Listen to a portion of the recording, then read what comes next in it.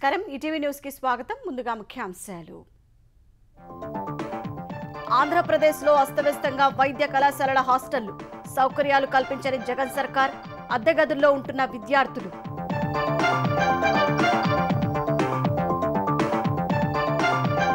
భీమిలి తీరంలో విజయసాయిరెడ్డి బంధువు అనుచరుల కబ్జాలు కోస్టల్ నిబంధనలు ఉల్లంఘించి స్టార్ హోటల్ నిర్మాణాలు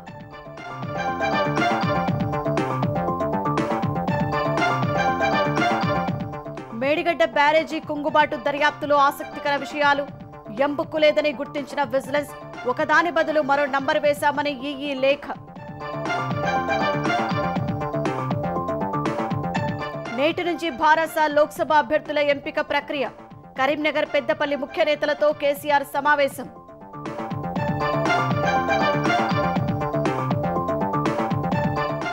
జార్ఖండ్లోని దుమ్కా జిల్లాలో అమానుష్య ఘటన స్పెయిన్ పర్యాటకురాలిపై సామూహిక లైంగిక దాడికి పాల్పడిన దుండగులు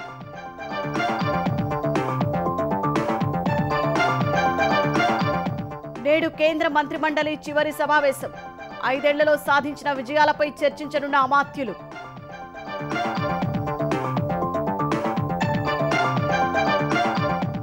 అమెరికాలో భారత కూచిపూడి కళాకారుడిపై ఆగంతకుల దాడి సాయంత్రపు నడకకు వెళ్లిన అమర్నాథ్ ఘోష్ ని కాల్చి చంపిన దుండగులు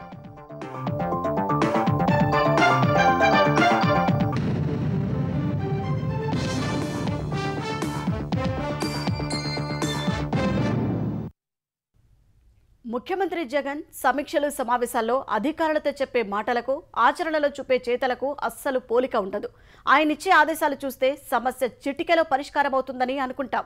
కానీ అలా జరిగితే ఆయన జగన్ ఎందుకవుతారు? ప్రభుత్వ వైద్య కళాశాలల వసతి గృహాల నిర్వహణే దీనికి నిదర్శనం. వసతి గృహాల్లో వైకాపా సర్కార్ సరైన సౌకర్యాలు కల్పించడం లేదు. అస్తవ్యస్తంగా తయారైన వసతి గృహాల్లో ఉండలేక వైద్య విద్యార్థులు నానా అవస్థలు పడుతున్నారు. వైద్య కళాశాలల నిర్మాణాల్ని పటిష్టంగా చేపట్టాలని, ఎందుకంటే చేపట్టే పనులు ఇప్పటి తరానికి కాదు భవిష్యత్తు తరాలకు ప్రయోజనం కల్పించేవి కావాలని వైద్య ఆరోగ్య శాఖ సమీక్షలో సీఎం జగన్ అధికారుల్ని ఆదేశించారు. వీటి వల్ల ప్రజారోగ్య వ్యవస్థ మరింత బలోపేతమవుతుందని, ఎలాంటి సమస్యలు వచ్చినా ప్రజల్ని రక్షించుకోవడానికి ఉపయోగపడతాయని గొప్పలు చెప్పారు. కానీ వాస్తవ పరిస్థితులు మాత్రం దీనికి భిన్నంగా ఉన్నాయి. నాడు నేడు కింద 3,820 కోట్లతో 11 బోధనాసుపత్రుల్ని అభివృద్ధి చేస్తామని వైకాపా ప్రభుత్వం ఎంతో ఆర్భాటంగా ప్రకటించింది. ఆ నిధులతో ఆసుపత్రులు, వైద్య కళాశాలలు, వసతి గృహాల రూపురేఖలు మారుస్తున్నామని గొప్పలు చెప్పుకుంది. ఆచరణలో అందుకు విరుద్ధ పరిస్థితులు నెలకొన్నాయి. పీజీ సీట్ల పెంపునకు తగ్గట్లు రాష్ట్రానికి కేంద్రం 756 కోట్లు ఇచ్చింది. ఈ నిధులతో పనులు నామమాత్రంగా జరుగుతున్నాయి. నిధుల కొరతతో కొత్త వైద్య కళాశాలల నిర్మాణాలు నత్తనడకన సాగుతున్నాయి. శిథిలావస్థకు చేరుకున్న గదులపై నుంచి పెచ్చులూడి పడుతున్నాయి.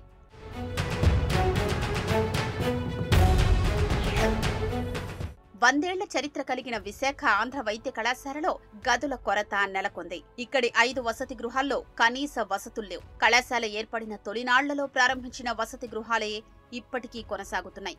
కేంద్ర రాష్ట్ర ప్రభుత్వాలు సంయుక్తంగా చేపట్టిన పీజీ, యూజీ వసతి గృహాల నిర్మాణ పనులు నత్తనడకన సాగుతున్నాయి. గతేడాది జనవరిలో ప్రారంభమైన నిర్మాణ పనులు స్లాబుల దశను దాటలేదు. ఎక్కువ మంది విద్యార్థులు ప్రైవేటు హాస్టళ్లను ఆశ్రయిస్తున్నారు.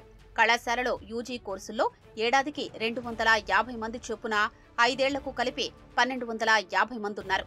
వీరిలో 60% మంది మహిళలే. పీజీ హౌస్ సర్జన్స్ విద్యార్థుల సంఖ్య 2541. ఇందులో కేవలం 1100 మందికే వసతి గృహ సదుపాయం ఉంది.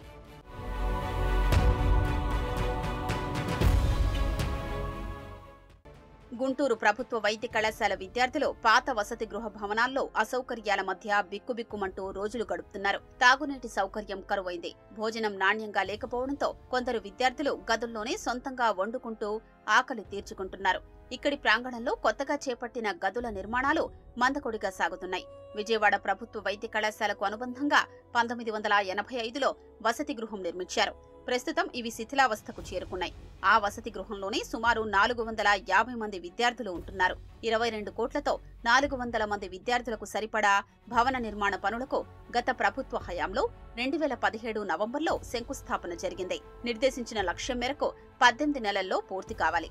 కానీ ఇప్పటి వరకు పనులు పూర్తి కాలేదు. పూర్తయిన పనులకు తగ్గట్టుగా వైకాపా ప్రభుత్వం బిల్లులు చెల్లించడం లేదు. ఇప్పటి వరకు భవన నిర్మాణం పూర్తవ్వలేదు. విద్యార్థులు పాత భవనంలో అసౌకర్యాల మధ్య కాలం గడుపుతున్నారు. భవనంపై నుంచి పెచ్చులూడి పడుతుండటంతో విద్యార్థినులు బెంబేలెత్తుతున్నారు.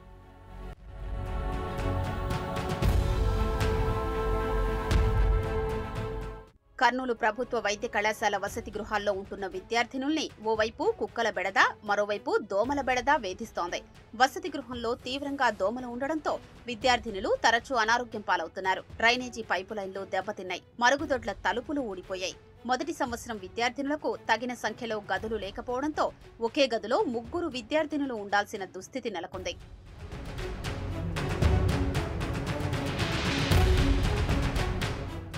ఒంగోలు వైద్య కళాశాల వసతి గృహంలో నీటి సమస్య తీవ్రంగా ఉంది. వసతి గృహంలో 600 మంది వైద్య, 100 మంది పీజీ విద్యార్థులు, సిబ్బంది, క్వార్టర్స్ లో 200 మంది ఉద్యోగులు నివాసముంటున్నారు.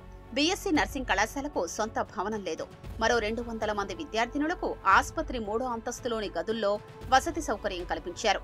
వీరందరికీ సరిపడా నీరు సరఫరా కావటం లేదు.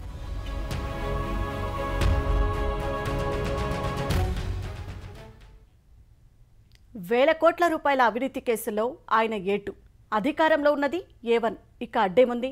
ఏం చేసినా అడిగే ధైర్యం ఎవరికి ఉంది అన్నట్లు సాగుతోంది అక్రమాల దందా. వీటిపై ఎవరైనా ప్రశ్నిస్తే ఇంతెత్తునలేస్తారు. నా అంత శుద్ధపూస ఎవరూ లేరంటూ ప్రగల్భాలు పలుకుతారు. ఇది వైకాపా రాజ్యసభ సభ్యుడు విజయసాయిరెడ్డి దోపిడీ తీరు. ఆయన బంధువు అనుచరగణం కబ్జాలో భీమిలి తీరం కుచించుకుపోతోంది.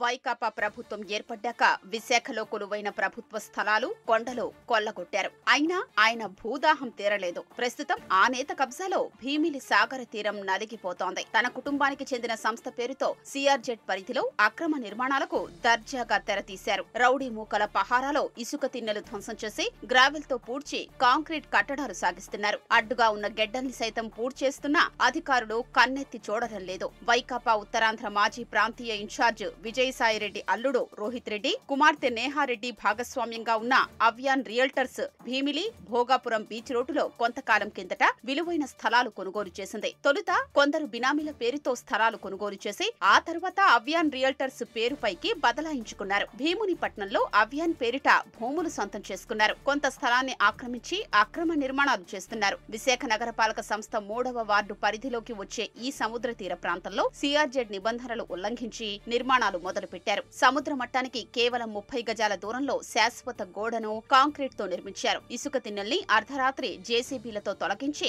నిర్మాణాలకు అనువుగా గ్రావెల్ తో పూడుస్తున్నారు. ఇక్కడ విజయసాయిరెడ్డి తన కూతురు పేరుతో ఓ స్టార్ హోటల్ నిర్మించాలనే ఆలోచనతో అడుగులు వేస్తున్నట్లు సమాచారం.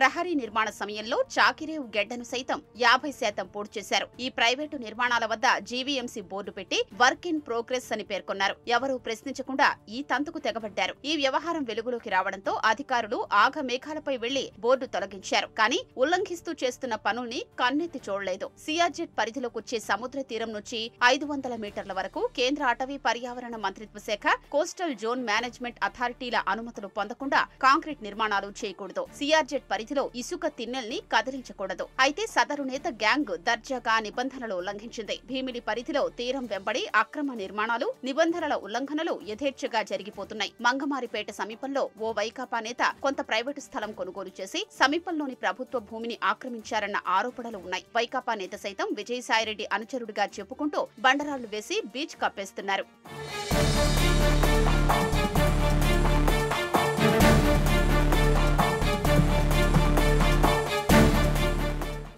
విజయసాయిరెడ్డి ఉత్తరాంధ్ర వైకాపా ఇన్ఛార్జిగా బాధ్యతలు చేపట్టిన కొద్ది నెలలకే తెన్నేటి పార్కు నుంచి భీమిలి వరకు సాగర తీరంలో సిఆర్జెడ్ ఉల్లంఘనల పేరిట కొన్ని నిర్మాణాల్ని తొలగించారు. కొన్ని శాశ్వత కట్టడాల్ని కూల్చేశారు. ఈ కూల్చివేతల తర్వాత కొందరు బాధితులు వైకాపాలో చేరారు. ఇలా చేరి పెద్దలకు వాటా ఇచ్చాక అదే స్థలంలో మళ్లీ తిరిగి కట్టుకునేలా అనుమతిచ్చారనే ఆరోపణలు ఉన్నాయి. అప్పుడు సిఆర్జెడ్ నిబంధనల పేరుతో పలు నిర్మాణాల్ని తొలగించిన విజయసాయిరెడ్డి ఇప్పుడు సొంత వారి కోసం నిర్మాణాలు ఎలా చేపడుతున్నారంటూ జనసేన కార్పొరేటర్ పీతల మూర్తి యాదవ్ న్యాయస్థానాన్ని ఆశ్రయించారు. మేడిగడ్డ బ్యారేజీకి సంబంధించి పని పూర్తయినట్లు ఇచ్చిన ధృవీకరణ పత్రంలో పేర్కొన్న మెజర్మెంట్ బుక్ లేనేలేదని విజిలెన్స్ దర్యాప్తులో తేలింది.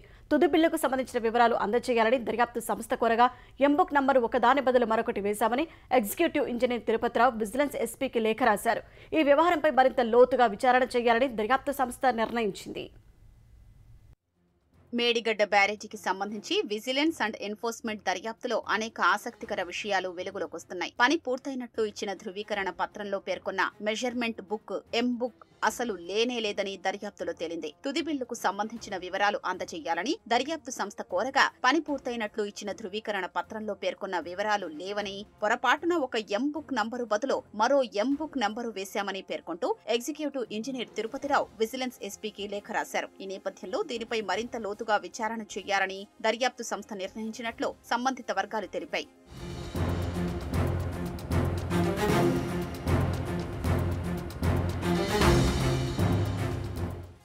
2019 జూన్లో నాటి సీఎం కేసీఆర్ మేడిగడ్డను ప్రారంభించారు. అదే సంవత్సరం జనవరిలో కాళేశ్వరం మొదటి లింకును పరిశీలించిన ఆయన బ్యారేజీకి సంబంధించిన అన్ని పనుల్ని ఏప్రిల్ 15లోగా పూర్తి చేయాలని ఆదేశించారు. నిర్ణీత లక్ష్యం మేరకు పని పూర్తి చేయడానికి రోజుకు 10,000 క్యూబిక్ మీటర్ల కాంక్రీటు పని చేయాలని నిర్మాణ సంస్థ ఎల్ఎన్టీని ఆదేశించారు. బ్యారేజీ ఎగువన గైడ్ బండ్స్, ఫ్లడ్ బ్యాంక్స్ పనుల్ని మార్చిలోగా పూర్తి చేయాలని సూచించారు. ఇందుకు సంబంధించిన మినిట్స్ ను అప్పటి సీఎం ఓఎస్డీ ఆ ఏడాది జనవరి 6న సంబంధిత వర్గాలకు పంపారు. ఆ మినిట్స్ లో వివరాలు అలా ఉండగా 56/2018 బిల్లుతోనే పని పూర్తయినట్లు ఎలా ధృవీకరణ పత్రం ఇచ్చారో తెలుసుకునేందుకు దర్యాప్తు సంస్థ సమాచారం కోరింది. ఆ బుక్కే లేదని, టైపింగ్ లో పొరపాటు జరిగిందని, వాస్తవానికి అది 65/2020 అని పేర్కొంటూ ఎగ్జిక్యూటివ్ ఇంజనీర్ తిరుపతిరావు విజిలెన్స్ కు సమాధానమిచ్చారు. దీంతో ఈ వ్యవహారంపై లోతుగా దర్యాప్తు చేయాలని విజిలెన్స్ అండ్ ఎన్ఫోర్స్మెంట్ నిర్ణయించినట్లు సమాచారం. పని పూర్తయినట్లు ధృవీకరణ పత్రం ఇచ్చిన తర్వాత కూడా పలు పనులు పెండింగ్ లో ఉన్నట్లు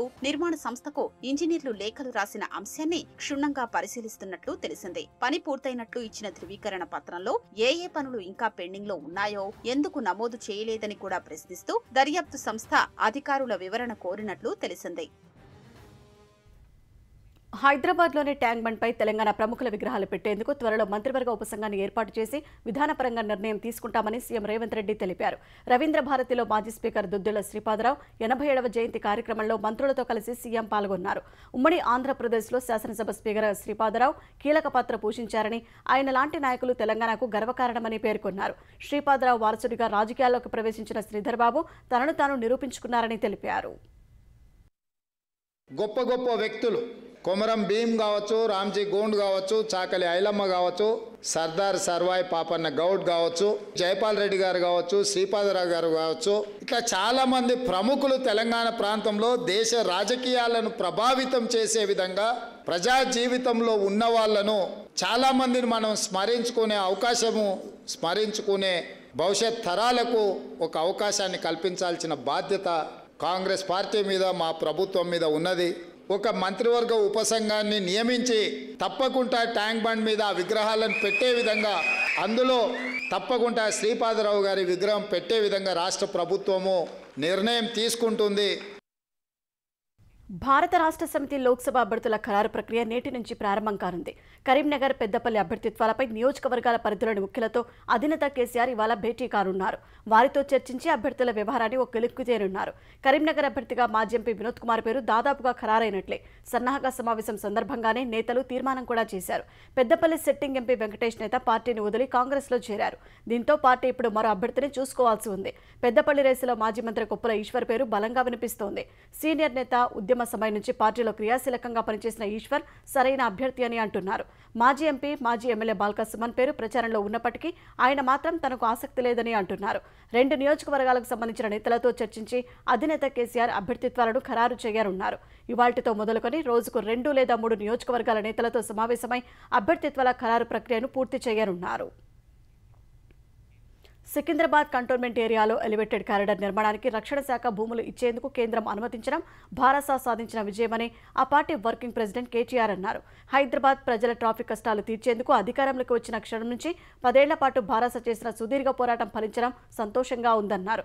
గత జూలై 31న జరిగిన మంత్రివర్గ సమావేశంలో కూడా కేసీఆర్ ప్రభుత్వం వీటిపై నిర్ణయం తీసుకుందని, అందుకు అనుగుణంగా కేంద్రం ఆమోదం తెలపడం హర్షించదగ్గ పరిణామమన్నారు. గతంలోనే రక్షణ శాఖ తమ ఆధీనంలోని 33 ఎకరాలను కేటాయించిందని, ఇప్పుడు మరో 150 ఎకరాలను కూడా అప్పగించేందుకు ముందుకు రావడంతో స్కైవే లైన్ నిర్మాణానికి ఉన్న అడ్డంకులు తొలగిపోయాయని వెల్లడించారు. 2014లో తమ ప్రభుత్వం ఏర్పాటైనప్పటి నుంచి 2 మార్గాల్లో ఎలివేటెడ్ ఫ్లైఓవర్ల నిర్మాణం కోసం ప్రణాళికలు రూపొందించి కేంద్రాన్ని ఒప్పించేందుకు నిరంతరం సంప్రదింపులు జరిపినట్లు కేటీఆర్ తెలిపారు. ఢిల్లీ పర్యటనకు వెళ్లిన ప్రతిసారి అప్పటి ముఖ్యమంత్రి కేసీఆర్తో తాను, ఇతర మంత్రులు, ఎంపీలు, ప్రధాని, కేంద్ర మంత్రులను కలిసి వినతి పత్రాలు అందించినట్లు గుర్తు చేశారు. జేబీఎస్ నుంచి షామీర్పేట, ప్యారడైజ్ నుంచి కండ్లకోయ మార్గాల్లో 2 ఫ్లైఓవర్లకు కేంద్రం నుంచి అనుమతులు వచ్చినందున ఇక రాష్ట్ర ప్రభుత్వం వాటి నిర్మాణాలను అత్యధిక ప్రాధాన్యత క్రమంలో పెట్టుకుని పనులు చేపట్టాలని కోరారు. ఎలివేటెడ్ ఫ్లైఓవర్ల నిర్మాణాలను యుద్ధ ప్రాతిపదికన పూర్తి చేయాలని కేటీఆర్ పేర్కొన్నారు. సార్వత్రిక ఎన్నికల్లో పోటీ చేసేందుకు ఆంధ్రప్రదేశ్ భాజపా కసరత్తు ముమ్మరం చేసింది.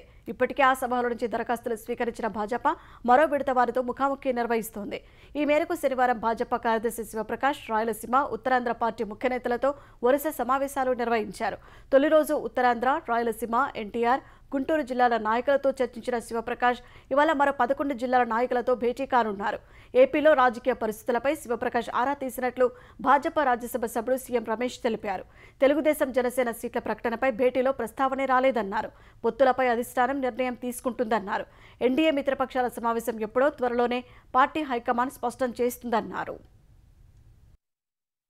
రాష్ట్ర ఇన్ఛార్జి శివప్రకాష్ జీ ఆధ్వర్యంలో భారతీయ జనతా పార్టీ రాబోయే ఎలక్షన్లో ఏ విధంగా చేయాలి, ఎలా ఊహాలు చేసుకోవాలి అనే చర్చ జరగడం జరిగింది. అన్ని జిల్లా అధ్యక్షులు, ఇంపార్టెంట్ నాయకులతో కూడా అభిప్రాయ సేకరణ జరుగుతుంది. రాబోయే రోజుల్లో పొత్తు ఉంటే ఎలాగుంటుంది, పొత్తు లేకుంటే ఎలాగుంటుంది అనేది కూడా చర్చించడం జరిగింది. పొత్తు అయితే అధిష్టాన వర్గం ఢిల్లీలో నిర్ణయిస్తారు, లేకుండా పోతే ఎలా ఏంటి అనేది అన్ని విషయాలు కూడా కూలంకషంగా చర్చించడం జరిగింది. ఎన్నికల ప్రక్రియలో చేపట్టాల్సిన అంశాలపై కేంద్ర ఎన్నికల సంఘం ఆంధ్రప్రదేశ్ కలెక్టర్లు, ఎస్పీలకు ప్రత్యేకమైన సూచనలు జారీ చేసింది. నగదు, అక్రమ మద్యం రవాణా, ఉచితాల పంపిణీ తదితర అంశాల్లో నిఘా పెట్టాల్సిందిగా ఆదేశించింది. ప్రత్యేకించి నగదు చలామణితో పాటు ఆన్లైన్లో నగదు బదిలీల విషయంలోనూ జాగ్రత్తగా ఉండాలని సూచించింది. రాష్ట్ర స్థాయి బ్యాంకుల కమిటీ సూచించిన పనివేళలో మాత్రమే నగదు రవాణా వాహనాలను అనుమతించాల్సిందిగా పేర్కొంది. విమానాశ్రయాలు, ఎయిర్ స్ట్రిప్లు, హెలిప్యాడ్ల వద్ద నిఘా పెట్టాల్సిందిగా తెలిపింది. అన్ని రాజకీయ పార్టీలకు సమాన అవకాశాలు ఇచ్చేలా ఎన్నికల వాతావరణాన్ని కల్పించాలని, పక్షపాతం వహించే అధికారులు, సిబ్బందిపై కఠిన చర్యలు తీసుకోవాల్సిందిగా ఈసీ ఆదేశించింది. ఎన్నికల ప్రక్రియలో భాగంగా ఎలక్ట్రానిక్ ఓటింగ్ యంత్రాల తరలింపులో ప్రత్యేకమైన జాగ్రత్తలు తీసుకోవాలని స్పష్టం చేసింది. ఎన్నికల అక్రమాలపై సివిజిల్ యాప్ ద్వారా ప్రజలు ఫిర్యాదు చేయవచ్చని తెలిపింది. ఫిర్యాదు అందిన 100 నిమిషాల్లోపు చర్యలు ఉంటాయని ఈసీ పేర్కొంది. కోడికత్తి కేసులో అన్యాయంగా శ్రీనును 5 ఏళ్లు జైలు పాలు చేశారని మాజీ ఎంపీ హర్షవర్ధన్ అన్నారు. దళితుల సమస్యలను పైకి తీసుకురావాలనే ఉద్దేశంతోనే దాడి చేశాడే తప్ప చంపాలనే ఉద్దేశం అతనికి లేదన్నారు. జగన్ అంటే కోడికత్తి శ్రీనుకు చాలా ఇష్టమని కూడా తెలిపారు. జగన్ కోర్టుకు వచ్చి సమాధానం చెప్పే వరకు కేసును వదిలేది లేదని శ్రీను తరపున కేసు వాదిస్తున్న న్యాయవాది సలీం స్పష్టం చేశారు.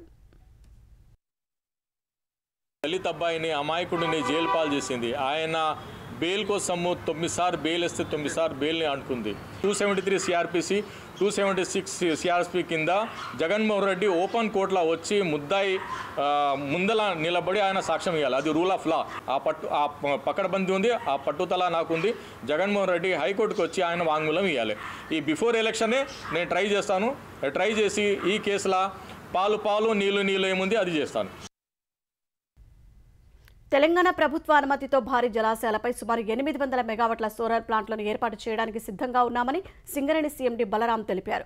హైదరాబాద్ సింగరేణి భవన్లో ప్రత్యేక సమీక్ష నిర్వహించిన ఆయన కొత్తగా సింగరేణి సంస్థ చేపట్టనున్న సోలార్ విద్యుత్ ప్రాజెక్టులపై చర్చించారు. లోయర్ మానేరు డ్యాం పైన 300 మెగావాట్ల నీటిపై తేలియాడే సోలార్ ప్లాంట్, మల్లన్న సాగర్ జలాశయం పైన 500 మెగావాట్ల సోలార్ ప్లాంట్ల ఏర్పాటుకు తగు సన్నాహక చర్యలు తీసుకోవాలని సీఎండీ సంబంధిత అధికారులను ఆదేశించారు. మంచిర్యాల జిల్లా జైపూర్ వద్ద నిర్మించ తలపెట్టిన 800 మెగావాట్ల సూపర్ క్రిటికల్ థర్మల్ విద్యుత్ కేంద్రానికి సంబంధించిన టెండర్ ప్రక్రియ త్వరగా పూర్తి చేసి నిర్మాణం ప్రారంభించాలని అధికారులను కోరారు.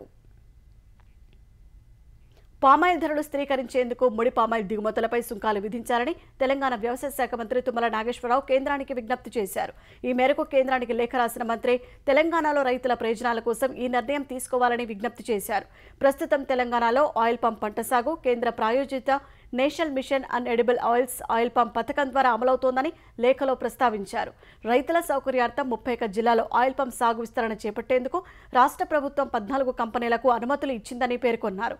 దేశీయ ఆయిల్ పామ్ రైతుల ప్రయోజనాలు సంరక్షించడానికి ముడి పామాయిల్ దిగుమతులపై వెంటనే సుంకం విధించాలని సూచించారు. ఆయిల్ పామ్ గెలల ధరలు కనీసం టన్నుకు 18,000 రూపాయలు ఉండేటట్లు తగిన చర్యలు తీసుకోవాలని కోరారు. భారత్ను సందర్శించేందుకు వచ్చిన విదేశీ మహిళపై దారుణం జరిగింది. జార్ఖండ్లోని దుమ్కా జిల్లా పరిధిలో తన భర్తతో కలిసి ఓ తాత్కాలిక గుడారంలో ఉన్న స్పెయిన్ దేశస్తురాలిపై స్థానిక యువకులు సామూహిక అత్యాచారానికి పాల్పడ్డారు. ఈ ఘటనలో 3 నిందితులను అదుపులోకి తీసుకున్నామని, మిగతా వారి కోసం గాలింపు చర్యలు చేపట్టినట్లు పోలీసులు తెలిపారు. హంసడిహా పోలీస్ స్టేషన్ పరిధిలో జరిగిన ఘటనపై విచారణకు సిట్ ఏర్పాటు చేసినట్లు వెల్లడించారు. బంగ్లాదేశ్ నుంచి ద్విచక్ర వాహనంపై శుక్రవారం రాత్రి జార్ఖండ్కు చేరుకున్న స్పెయిన్ జంట దుమ్కా వద్ద గుడారంలో బస చేసినట్లు పేర్కొన్నారు. వీరిని గమనించిన స్థానిక యువకులు జంటపై దాడి చేసి మహిళపై సామూహిక అత్యాచారానికి పాల్పడ్డారని పోలీసులు చెప్పారు. గాయాలతో రోడ్డుపై ఉన్న బాధితులను పోలీసు గస్తీ బృందం గుర్తించడంతో ఈ దారుణం వెలుగు చూసిందని తెలిపారు. 7 లేదా 8 మంది అత్యాచారానికి పాల్పడి ఉంటారని అనుమానం వ్యక్తం చేశారు. బాధితురాలని ఆమె భర్తను ఆసుపత్రికి తరలించినట్లు పోలీసులు చెప్పారు. ప్రధానమంత్రి నరేంద్ర మోదీ సారథ్యంలో ఇవాళ కేంద్ర మంత్రిమండలి సమావేశం జరగనుంది. త్వరలో లోక్సభ ఎన్నికల నోటిఫికేషన్ వెలువడనున్న నేపథ్యంలో 2వ విడత మోదీ సర్కారుకు ఇది తుది మంత్రిమండలి భేటీగా చెప్పవచ్చు. వివిధ రాష్ట్రాల్లో ఎన్నికల సన్నాహాలను సమీక్షిస్తున్న ఈసీ త్వరలో లోక్సభ ఎన్నికల షెడ్యూల్ను ప్రకటించే అవకాశం ఉంది. మూడోసారి మళ్లీ అధికారంలోకి వచ్చేందుకు ప్రణాళికలు రచిస్తున్న మోదీ బృందం ఓ గెట్ టుగెదర్లా నిర్వహిస్తున్న ఈ సమావేశం రాజకీయ ప్రాధాన్యం సంతరించుకుంది. చాణక్యపురి డిప్లొమాటిక్ ఎన్క్లేవ్లోని సుష్మా స్వరాజ్ భవన్లో ఈ సమావేశం జరగనుంది. భాజపా సారథ్యంలోని ఎన్డీఏ ప్రభుత్వం గత 5 ఏళ్లలో సాధించిన విజయాలపై ప్రధానంగా చర్చించనున్నట్లు అధికారిక వర్గాలు చెబుతున్నాయి. దేశ సముద్ర సరిహద్దుల దాగి ఉన్న శత్రు జలాంతర్గాములు రాడార్లను నాశనం చేసేందుకు శక్తివంతమైన అస్త్రంతో భారత్ సిద్ధమైంది. MH-60R సిహాక్ అనే హెలికాప్టర్ భారత నావికా దళంలోకి త్వరలోనే వచ్చి చేరనుంది. కొచ్చిలోని INS గరుడలో ఈ హెలికాప్టర్కు సంబంధించిన ట్రయల్స్ మరికొద్ది రోజుల్లో జరగనున్నాయి. ఫారిన్ మిలిటరీ సేల్స్ ప్రోగ్రాంలో భాగంగా అమెరికా నుంచి భారత్ 24 MH-60R సిహాక్ మోడల్ హెలికాప్టర్లను కొనుగోలు చేసింది. మొదటి దశలో 6 హెలికాప్టర్లు దక్షిణ నౌకాదళంలో చేరుతాయి. 2020 ఫిబ్రవరిలో భారత్ MH-60R సిహాక్ హెలికాప్టర్లను కొనుగోలు చేయడానికి అమెరికాతో ఒప్పందం కుదుర్చుకుంది. దేశ ప్రాదేశిక జలాల్లోకి ప్రవేశించే శత్రు జలాంతర్గాములను నిమిషాల వ్యవధిలో ధ్వంసం చేయగల సామర్థ్యం ఈ హెలికాప్టర్లకు ఉంది. ఇదే సమయంలో ఈ హెలికాప్టర్లు శత్రు స్థావరంపై దాడి చేసి సురక్షితంగా బయటకు రాగలవు. సముద్రం కింద దాగి ఉన్న జలాంతర్గాములను, సముద్ర ఉపరితలంపై ఉన్న శత్రు దేశపు నౌకలను గుర్తించి నిమిషాల వ్యవధిలో దాడి చేయగలవు. MH-60R సిహాక్ హెలికాప్టర్ శత్రు యుద్ధ నౌకలపై దాడి, శోధన, రెస్క్యూ ఆపరేషన్, సిబ్బంది బదిలీ, వైద్య సామాగ్రి తరలింపు సామర్థ్యాన్ని కలిగి ఉంటుంది. అమెరికాలో తుపాకీ సంస్కృతికి భారత్కు చెందిన సంప్రదాయ నృత్య కళాకారుడు బలయ్యారు. కూచిపూడి, భరతనాట్యంలో ప్రవేశమైన అమర్నాథ్ ఘోష్పై మిసోరీ రాష్ట్రంలోని Saint Louis academy, central West End పరిసరాల వద్ద గుర్తు తెలియని వ్యక్తులు పలుమార్లు కాల్పులు జరిపారు. సాయంత్రపు నడకకు వెళ్లిన ఆయన అక్కడికక్కడే మృతి చెందారు. మంగళవారం రాత్రి జరిగిన ఈ ఘటన ఆలస్యంగా వెలుగులోకి వచ్చినట్లు సెయింట్ లూయిస్ మెట్రోపాలిటన్ పోలీసులు ధృవీకరించారు. గత 2 నెలల్లో అమెరికాలోని భారతీయ విద్యార్థులపై జరిగిన దాదాపు 6వ అఘాయిత్యం ఇది. అమర్నాథ్ మృతిపై స్పందించిన చికాగోలోని ఇండియన్ కాన్సులేట్ మృతుడు కుటుంబానికి అన్ని విధాలా సహాయపడతామని ప్రకటించింది. ఘటనపై లోతుగా దర్యాప్తు చేయాలని స్థానిక పోలీసులను, యూనివర్సిటీ అధికారులను కోరినట్లు ఎక్స్ ద్వారా పేర్కొంది.